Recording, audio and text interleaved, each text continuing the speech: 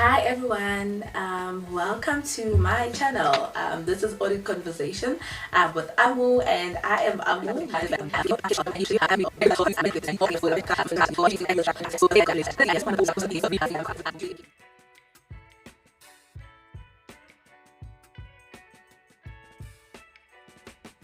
So what happens then in second year? So remember, the first step is for you to do well in matric.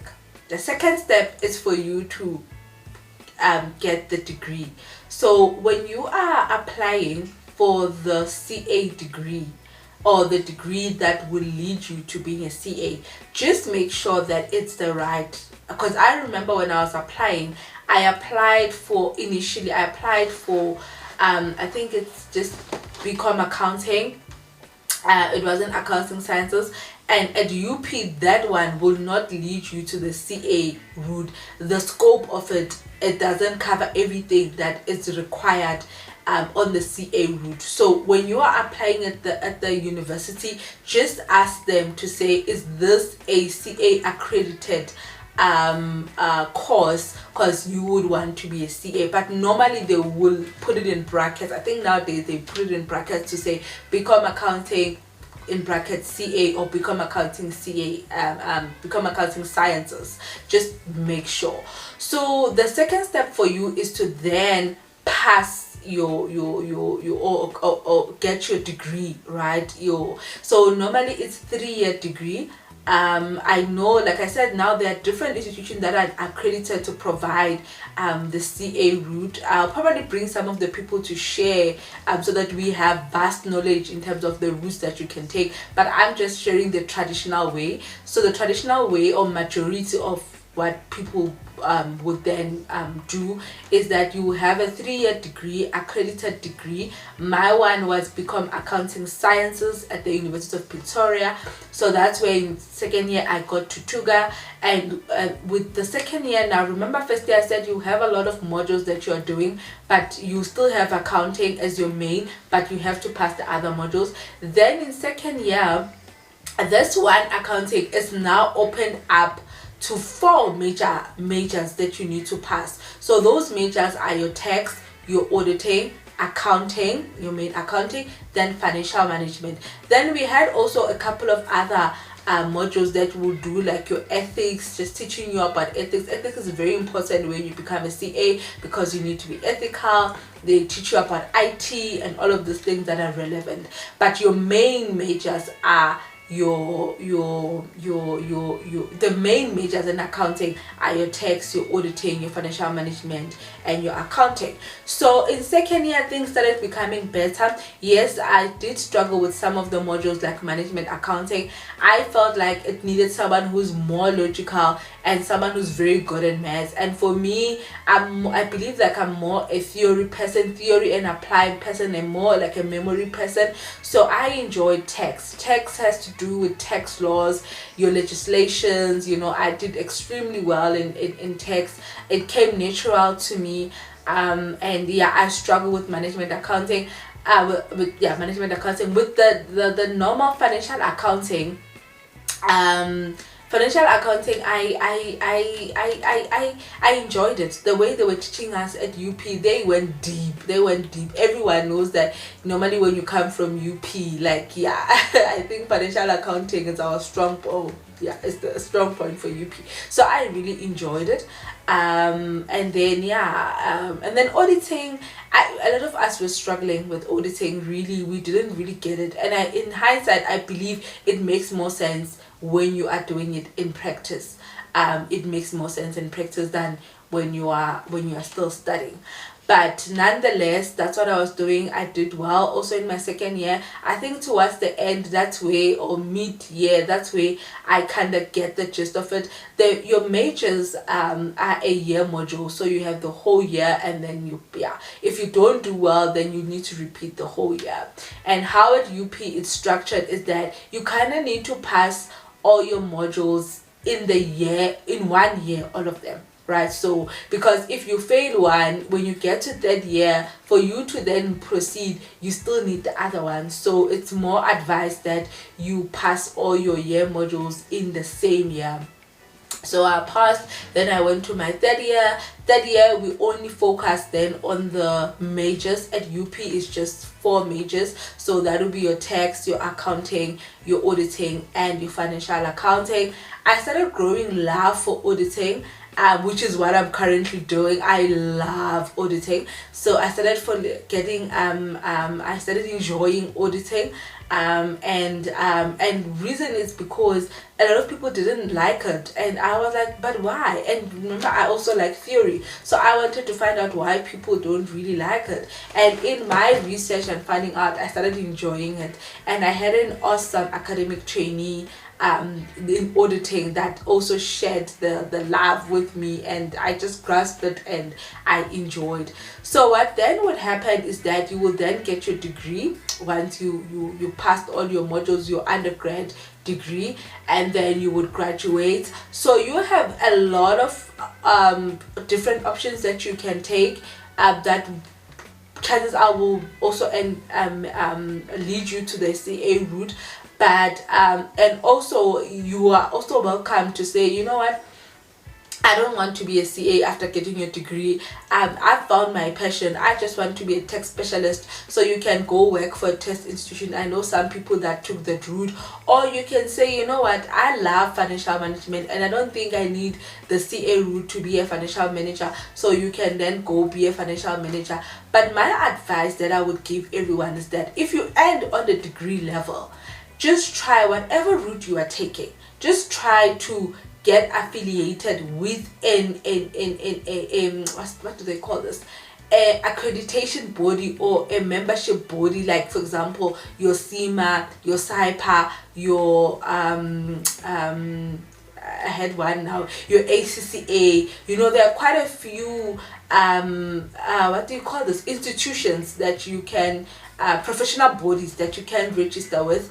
And it's so important so that you can have that designation, because once you have a designation you get more recognition. People understand that you are affiliated with a professional member, so they can trust that you are compliant with the ethical requirements. They can trust that you get training and development. They can trust that if you don't do quality work or if you do something, they can report you to someone, so they know that you are not your own man, but you are part of a membership body that, you know, they can then put more reliance on you. So by all means, if you get to a degree level and you believe that, you know what, I don't want to continue with the CA route, I want to try other routes, by all means you are welcome. You have your degree, you can really do what you want. You can go work, you can go work and study via UNISA still within the CA route, or you can join another membership professional body. There are quite a few of them now. You are really more than welcome to do anything, but my personal advice is that whatever you do, just make sure you belong to a professional body and you have the designation. So in my story, in my journey, I decided to continue with the CA route. Then the next step for me would then to do a postgrad degree. Okay, at UP we had honors. I know other universities they call it a postgrad diploma, but essentially that it entails a year. It's a year. It takes a year, and essentially what you get is you get your honors or your postgrad qualification with what we call a CTA. So CTA is a certificate of theory in accounting. So that is essentially like the main step for you to become a CA. That 1 year that you do, which is called a CTA, postgrad CTA, that certificate, we work hard for it. It's like it's one hectic year. I've seen people, even including myself, I gained most of my weight when I was doing CTA because I was stress eating. It gets very intense. It's like they are sharpening you to be a CA, to be a specialist within the accounting area. So all the complex matters are brought in CTA. They teach you about how to treat certain complex accounting matters and auditing matters, and so it gets a bit intense. And that's the year that it's an important foundation in your CA journey. A lot of people, that's where they cut it off, and yeah, and a lot of people, if you are like performing very well, getting your distinction, you would note like, you know, your marks probably having some sharp decrease. But I've also seen people that were not doing too well undergrad, and then CTA they kind of, you know, do better. So it's not to say, you know, everyone, it's hectic for everyone, but generally for most people it is hectic. The lecturers at the beginning of the year, they advise you that you know, don't overcommit yourself with other things outside of your studies. Just maybe sacrifice your time to your CTA, and then you will resume all your other things. Like if you are planning to get married, you are planning to have kids, or if you are planning something big in your life, like, you know, a 3 months vacation type of thing, they strongly advise against that, or being involved in something that require a lot of time, because the nature of CTA is that there is a lot of work, the volume is a lot. But not just that, it also gets very complex, so you need to really sit down and study. It's not a measure of intelligence by all means, because other people get so discouraged that, oh, it means I'm not smart enough, it means it's definitely, it has nothing to do with that. It's just you need to understand how they want you to think and how they want you to answer, and you also need to put in the time. And fortunately for me, by God's grace, it went well. I did have to write a supplementary exam for one subject. I had never written a supplementary exam in my whole tenure or time at the UP. So yeah, it was very sad for me, but I was very grateful. You know, it's one of the supplementaries that you get very grateful that you get to write a supplementary exam rather than having to repeat the whole year. Because I remember I would always say in my prayer and to God that I don't think I'll be able to do it again. I just want to do it the first time around. If it means me not sleeping, so it's okay. So it requires a lot of sleepless nights, and it wants you to invest in it. And yeah, and if it doesn't happen the first time around, it's not the end of the world. I know people that got it the second time around, others the third time, others went for a number of years trying it, and then eventually it came alright. So it's by no means a measure of your intelligence. Instead, when people don't do well, I strongly recommend that you do it again, because it also leaves this thing of you are not done. Even if you can run, if you attempted and you run out, like not run away, attempted and you decide not to pursue it always leaves that question mark. It always leaves that, you know, go finish me. It's, you know, it's something that once you finish it, even when you pass, you come out like there's something in you that changes. You come out more confident, you come out more stronger. Your thinking capabilities, how you analyze information, it just changes. I came out a much better person when I finished my CTA. So yeah, then I finished my CTA, so that will be the next. I think that's now step number 3. So step number 1 is to do well in your matric, you get good marks in math. Step number 2 is to get registered on a accounting degree that is accredited by SAICA. And then the other step is to the third step, which is what I discussed now, is to then do your postgrad diploma, which is your CTA, and then you would then have to pass your CTA. So after CTA, the next step, I know, so now that's what, it's a 3-year degree. It's 1 year postgrad, 1 year CTA, which is now 4 years. So 4 years into the CA thing, and you are still not a CA yet. Even if you have the CTA certificate that I've spoken about, you can't register as a CA. You are not a CA yet. You are still an aspiring CA. You are still on the journey. You are close to the journey, but definitely you are still in the process. It's not the end yet, but at least with the day-to-day studies, you are basically done. So you then pass the CTA. So the next step would be for you to get to get employed by a accredited company, SAICA accredited company, for you to do your articles. So articles is basically like an internship. I'm just trying to put it in a layman's term. It's like an internship, or like your in service. I know with doctors, I think once they're done studies, they also go do an in service where you go to the hospital and you do your practicals. Even nurses, I think they do that. Even lawyers, they do their articles. So even with CAs, all this theory that you have studied for at least a minimum of 4 years, you now need to put it in practice. So you get trained. So you are more like a trainee, you are more like an intern. You have people that have already qualified who then train you, who on the job. Though you don't just sit and get trained, you get to do the job, but it's under the supervision of someone that is already a CA. So the articles for us, the minimum, you can do your articles for 3 years. There are so many companies that are accredited by SAICA. You just need to check on the SAICA website, you will see, but most of those accredited institutions will come to the university, so you're not gonna struggle getting them. And I think that's one thing I really liked about the CA profession, is that it's very rare to struggle for a job, and especially with articles, a lot of firms, like, they come to you guys. So I really love that for me, especially with my financial background. So yeah, so then I had to make a decision. You have to make a decision which firm you want to go to. There are some people that go to firms that are tax tax focused, like maybe your SARS, they go there. There are some that go to your corporate side, like your MTN, your ShopRite.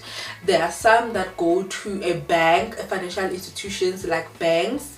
You just need to make sure that it is accredited. I know NetBank, it is accredited in this for SAICA, the SAICA program. And then the most famous one that a lot of people go to is your auditing firms. So I think 60% of people who do articles, they do articles in an auditing firm. I also then signed a contract with the auditing firm, not really an auditing firm, but the Auditor General. So Auditor General is a bit different. It's not a firm, it's an institution that audits the government. It audits the financials of the government, the other department, the municipalities and whatnot. I decided to take that route. There are so many opportunities that you can choose from. I've listed just a few now, and I'll also try to do a video where we focus on that. But that's what I did. I chose to do my articles with the Auditor General, and with that I also decided to do my academic articles. So doing academic articles is a route that only a few take. So out of about 200 CTA students, about 10 can be academic trainees. So it's really a route for a few, but it's a route that I also don't regret taking. It really opened up a lot of opportunities for me.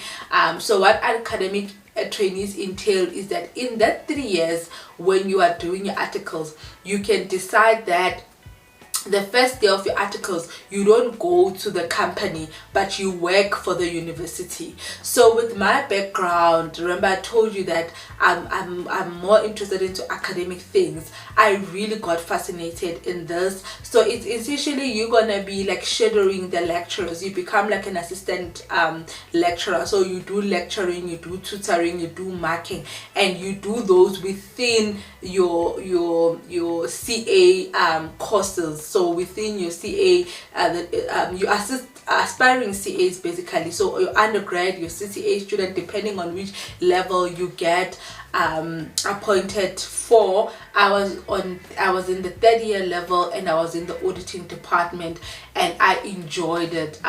Firstly, I was very nervous. because it entails you standing in front of 600 students and presenting. And definitely I never had presentation skills.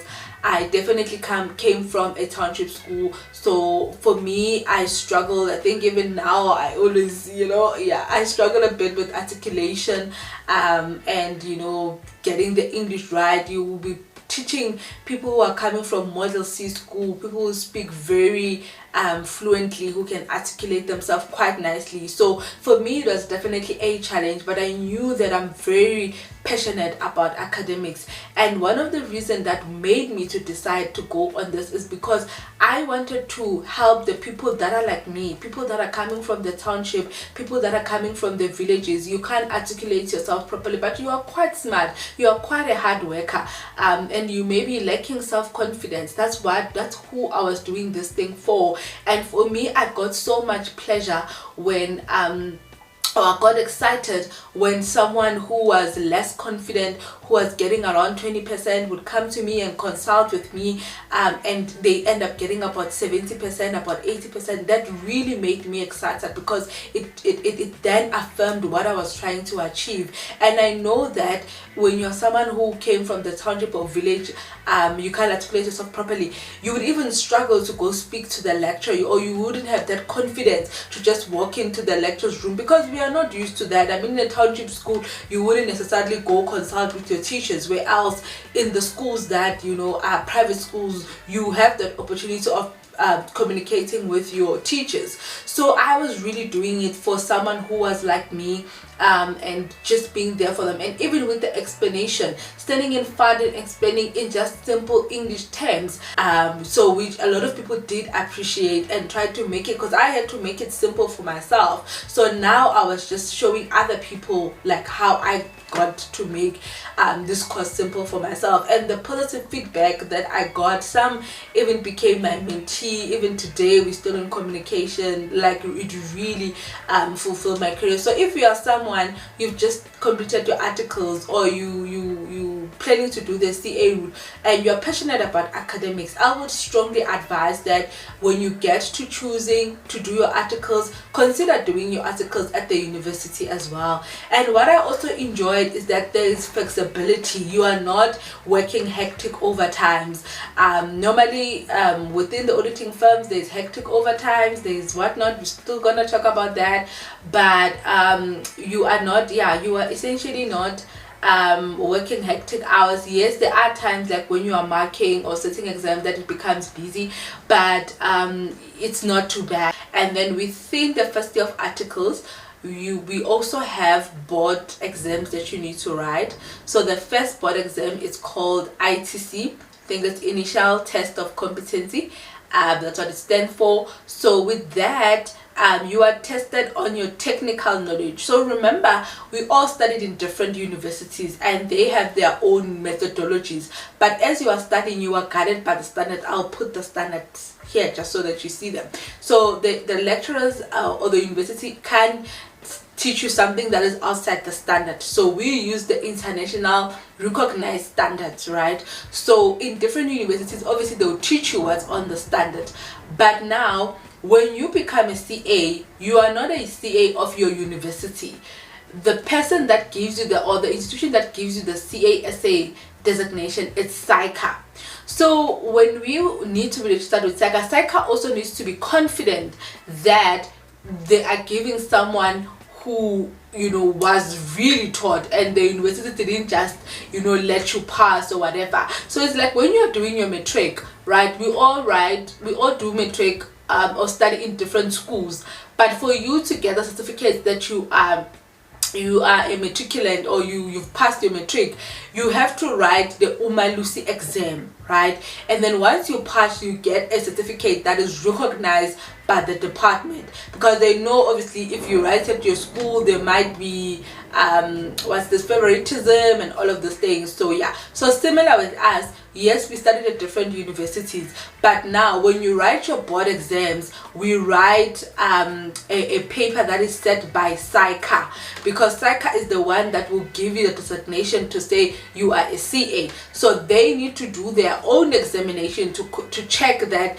you actually have the knowledge that your university said you've passed, and you have the knowledge. So you will write that initial test of competency just after you've completed your CTA, your order. So 3 months, 3 months, a month, 2 months, couple of months after you completed your CTA. So I did that, and I passed my RTC while I was at the university. So then the 2 years of my articles, I finished off at AGSA. So I did, the remainder of my articles AGSA. So when you were an academic trainee, you need to catch up, because what people would do for 3 years, the work that people would do for 3 years, you would do it for 2 years. Because but then I was able to do catch up. Most academic trainees, you are able to do catch up, because the firm needs to support you, because you are also representing the firm when you are an academic trainee. And then so then well, within the 2 years, you also need to do your second board exam. So I did my second board exam in my second year of articles when I joined the AG, and then I finalized within 3 years. I was able to complete my articles within 3 years. I passed my board. So you have 2 board exams. Like I said, the first board exam, you write it in your first year of article just after you pass your CTA, and then your second one, you write it towards the end of your articles. The first one is more testing your technical side of things. Your second one, it's more testing your experience side of things. Are you ready to be a CA?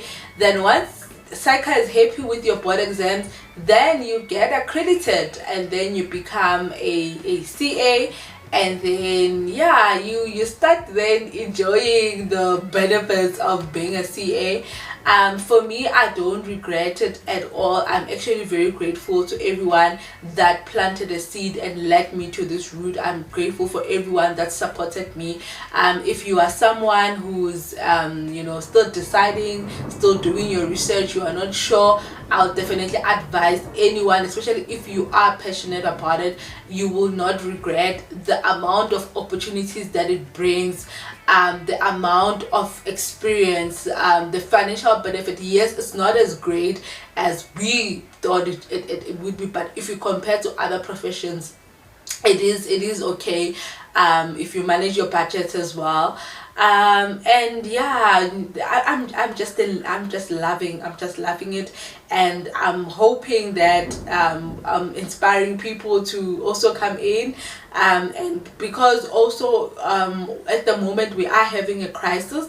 A lot of people, because it's an international recognized profession or designation, a lot of people are getting approached from internationally from other countries. So a lot of people are leaving the country to become CAs in other countries. I know a couple of friends of mine who are in the UK, in the US, and that's because of economical crisis of South Africa. So I just believe that we are part of the solution. We have been taught to bring solution within the financial market, within the financial sector.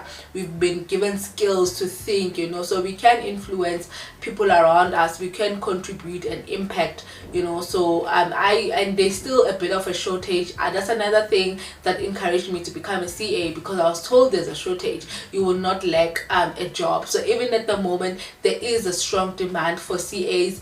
It's a lie that people say, no, now CAs are a lot, it's no longer job opportunity. That's a lie. There is so much job opportunities, that there's a lot. So if you are definitely believe that this could be your road, I definitely would advise that take it. If you need more information, if there's something you want me to touch on, just comment down below and let me know what you would want me to discuss more. But there are things that I have in the pipeline that I want to just dive in more.